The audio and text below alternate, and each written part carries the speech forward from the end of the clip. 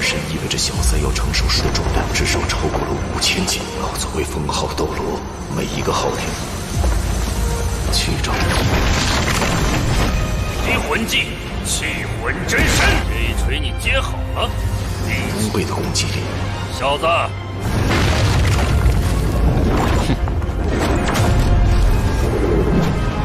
哥，求你了，那就看看双倍武魂真身。你的第2技能，好小子，还真小。这是2000的魂骨。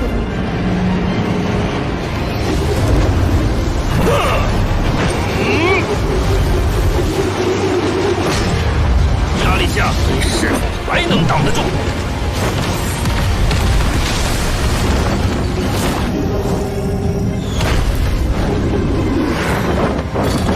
注意的掌控，瞬间将攻击。苍穹炮，泰坦苍穹炮，躲避魂骨技能。泰坦，搁这一拳，相当于2000。造成恐怖的能量。实力不容小觑，就挡住了武器双倍的武魂。魂技，但仅凭一个魂骨全力一击，威力堪比一般封号斗罗的。空中发指，你现在恐怕未下。刚刚这一击若非是这怎么会被挡回来？这不可能！我的功刚刚得罪了，未再与唐昊为敌，气上了不输。此之后。Halo Sobat Seri, selamat datang kembali di channel Guri96. Dimanapun kalian berada, semoga dalam keadaan baik-baik saja, amin.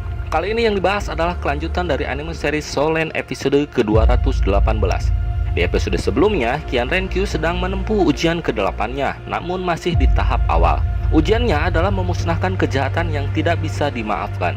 Diceritakan juga, Ahin ibu Tangsan telah berhasil dibangkitkan, dan akhirnya mereka sekeluarga bisa berkumpul dengan utuh. Kemudian Tangsan dan yang lainnya pulang ke Sekte Haotian agar ayah dan ibunya aman di sana. Namun tetua ketujuh menolak kehadiran Tang Hao dan Tangsan pun menantang salah satu tetua. Jika Tangsan bisa menahan serangan tetua, dendamnya terhadap Tang Hao akan dilupakan, dan Tangsan harus menahan serangannya tanpa menggunakan teknik dari cincin roh. Pada episode ke-218 kali ini diperlihatkan Tangsan dan tetua sedang beradu kekuatan. Tang Hao yang melihat pertandingan mereka berdua mengatakan tetua ketujuh merupakan Peng Hao Daoluo. Setiap palu Haotian milik tetua ketujuh memiliki berat lebih dari 2500 kg. Dan cloning roh pelindungnya berarti 2 kali lipatnya. Tangsan harus bisa menerima kekuatan serangan berlipat ganda. Tetua ketujuh mengatakan, terimalah pukulan ini dengan baik. Dia kemudian mengeluarkan teknik roh ketujuh, perwujudan roh alat. Kekuatan itu membuat cloning dari palunya, dan tentu saja kekuatannya jadi berlipat ganda. Saat palu itu dilemparkan kepada Tangsan, dia terlihat santai dan mengeluarkan teknik tulang roh pemberian dari Erming. Serangan itu pun dapat ditahan dengan mudah. Kemudian, tetua ketujuh yang meremehkan Tangsan sebelumnya, akhirnya dia mulai serius. Dia pun mengeluarkan teknik wujud perlindungan roh dan menyatukan palunya.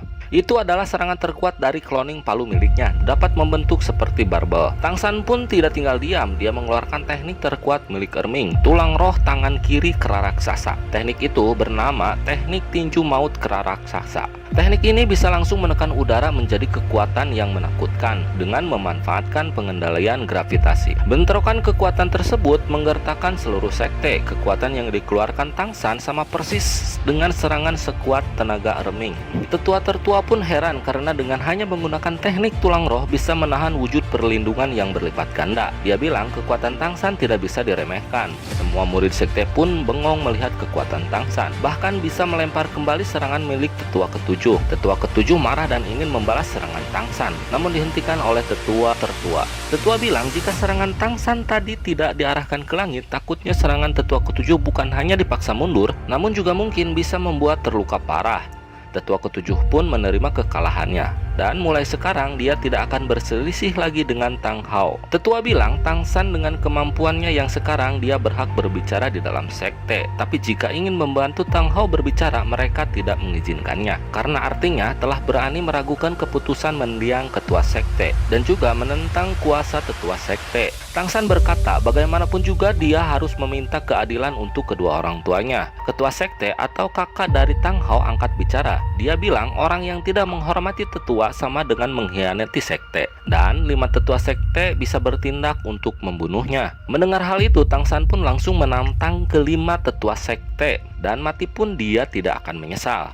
Semua orang terkejut mendengar perkataan dari Tang San. Dan 5 tetua pun menerima tantangan dari Tang San dan mereka berpindah tempat ke puncak gunung.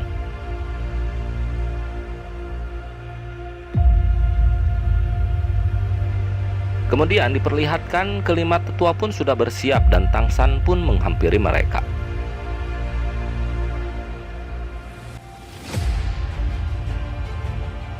Para murid yang lain bilang kalau Tang San sudah gila, beraninya menantang 5 tetua sekte sekaligus hanya seorang diri. Tang San bilang jika dia memenangkan pertarungan ini, dia berharap para tetua dan anggota suku bisa mendengar penjelasan ayahnya mengenai hal dulu. Tetua pun menyetujuinya karena dunia Master Roh selalu menghormati kekuatan. Dia juga berkata jika memang bisa memenangkan pertarungan ini, dia akan menarik kembali kata-katanya. Dan jika Tang San kalah, maka harus menerima hukuman yang sepadan atas tindakannya hari ini. 5 tetua pun mengeluarkan cincin rohnya dan bersiap menyerang. Mereka semua merupakan Peng Hao Dauluo. Pamannya bilang kepada 5 tetua.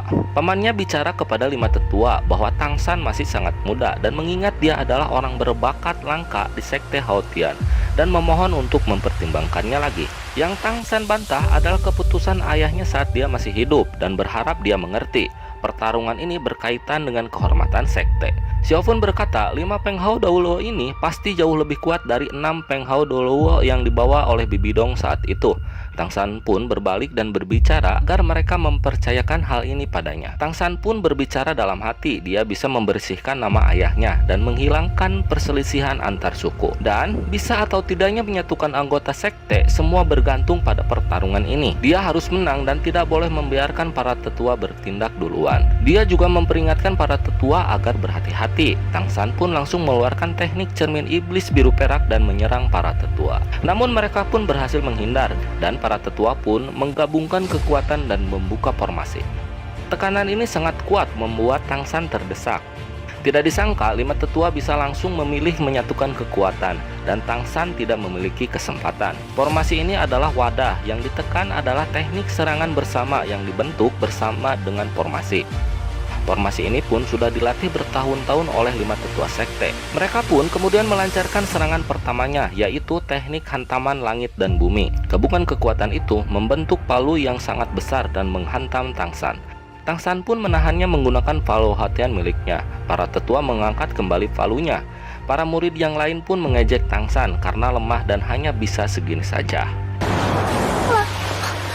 唐三如，这场比试结束。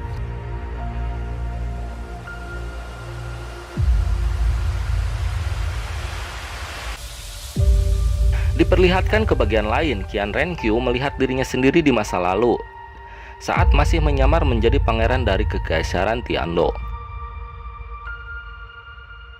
Saat itu dia mendapat laporan bahwa penyelidikannya terhadap pangeran yang lain dan juga kaisar sedang membahas pengangkatan penerus bersama pejabat penting lainnya. Kebanyakan orang memihak kepada pangeran kedua. Kaisar memuji kecerdasan dan wibawanya memperlakukan rakyat dengan baik.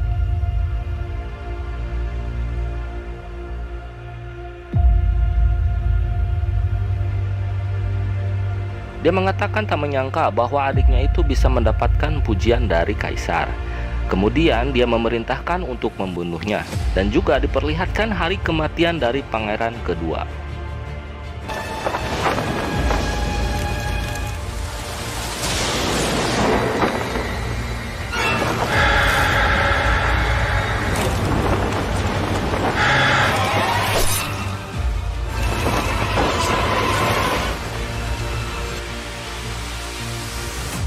Kembali lagi ke sekte Haotian. Setelah Tang San menerima serangan gabungan dari 5 tetua, dia masih bisa berdiri.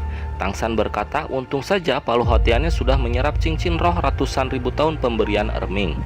Dengan dukungan kekuatan cincin roh, dia bisa memaksakan diri menahan serangan 5 tetua. Jika orang biasa yang menerima serangan gabungan dalam formasi 5 tetua ini, maka tidak akan bisa membalas lagi dalam tekanan itu. Ini baru serangan pertama dan masih ada lagi serangan kedua, ketiga yang jauh lebih kuat. Tang San masih bisa bertahan, namun rencana pertarungan yang awal sepenuhnya sudah kacau. Walaupun Tang San sudah terluka, dia masih bisa berpikir dengan jernih. Untuk membuka serangan kedua, mereka berlima memerlukan waktu yang jauh lebih lama. Ini adalah kesempatan Tang San untuk menyerang balik. Kemudian Tang San mengeluarkan teknik roh ke-8, pancaran iblis harimau paus biru perak. Tetua pun memuji Tang San, walaupun sudah terluka cukup parah, namun masih bisa memakai teknik roh kedua dari cincin roh ratusan ribu tahun.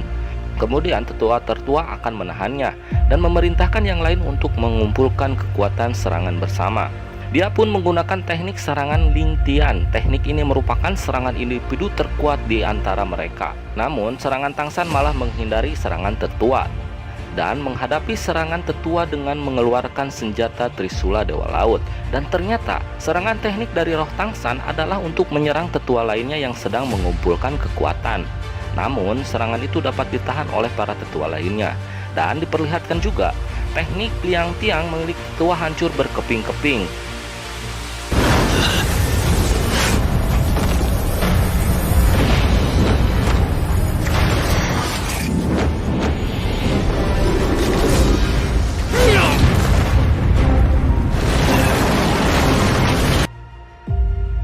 Dan diperlihatkan teknik Liang Tiang milik tetua hancur berkeping-keping. Tetua kaget serangannya dapat dilawan dengan mudah. Tang San mengatakan 5 orang menyatukan kekuatan memiliki kekurangan dan kelebihan. Kelebihannya adalah kekuatan dapat bertambah besar dan kekurangannya membutuhkan waktu yang jauh lebih lama.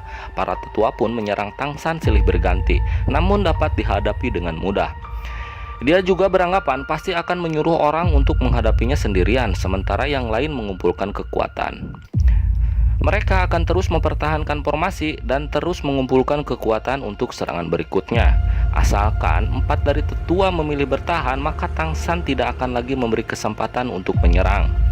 Satu persatu dapat dipukul mundur oleh Tang San, bahkan sampai ada yang muntah darah. Tang San pun langsung mengeluarkan teknik dari senjata dewa ini. Semua yang melihat kaget dan bertanya apakah itu. Pamannya yang sudah mengetahui bahwa itu adalah senjata Trisula Dewa Laut. Kemudian Tang San mengeluarkan teknik pertama dari 13 jurus senjata emas Trisula Dewa Laut, yaitu pusaran angin bebas. Serangan itu menyerang langsung pada 5 tetua. Kekuatan dari Palu Hotian milik 5 tetua sepertinya sudah tidak bisa lagi menahan serangan dari Tang San. Kekuatan ini membuat para tetua tidak bisa bergerak.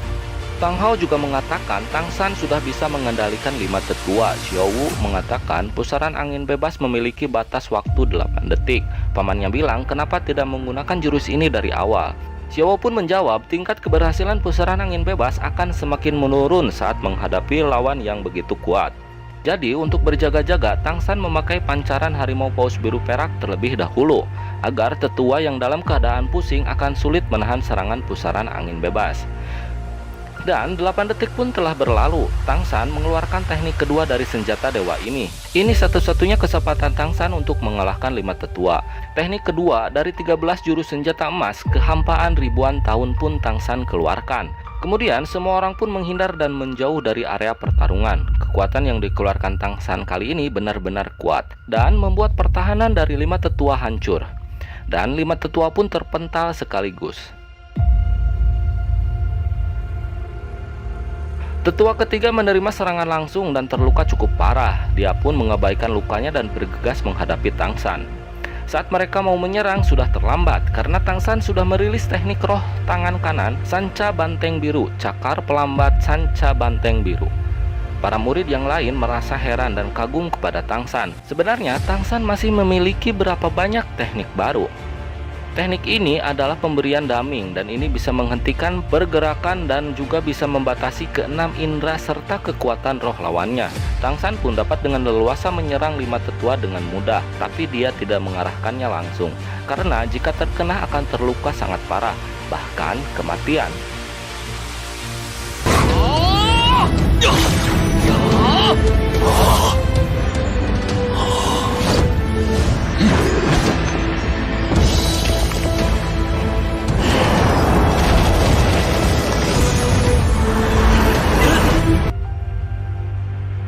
Tang Hao pun yang sudah mengetahui kekuatan dari Daming dan Erming merupakan raja hutan paling kuat.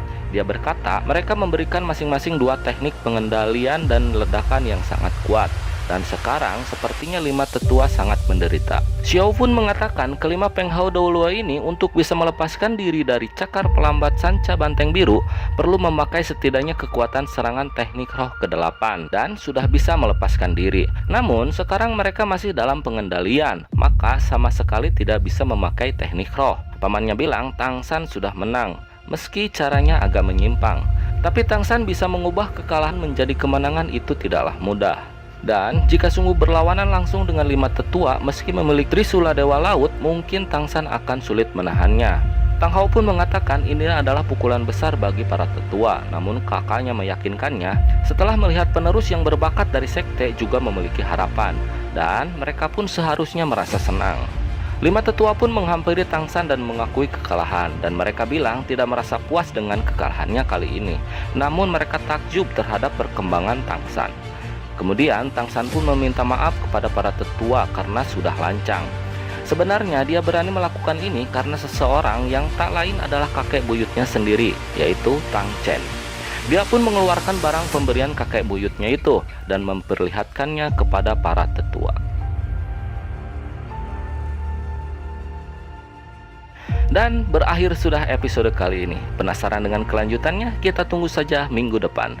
Agar tidak ketinggalan, tekan tombol subscribe dan nyalakan loncengnya. Sampai jumpa lagi, bye-bye. 楼高前辈都完成了。去，空雀立刻佛怒唐年。我知道小三有办法帮你断指存亡，皆系于此战。率百万大军决战武魂帝国。